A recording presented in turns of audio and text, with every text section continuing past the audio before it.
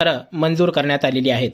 प्रधानमंत्री आवास योजनेअंतर्गत 2024-25 या वर्षासाठी महाराष्ट्राला 19,66,767 घरांची मंजुरी देण्यात आली।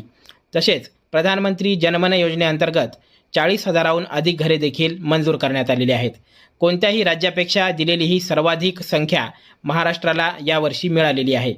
त्यामुळे महाराष्ट्रातील गोरगरीब व ज्यांना पक्के घरं नाहीत अशा सर्व लाभार्थ्यांना आता घरं हे मिळू शकतात। त्यामुळे तुम्हाला लगेच जी कागदपत्रे आहेत ती कागदपत्रे तयार करून ठेवायची आहेत, कारण लवकरात लवकर या योजनेच्या अर्ज प्रक्रियेला सुरुवात होणार आहे। त्यामुळे आताच जी मी सांगेल ती कागदपत्रे तयार करून ठेवा।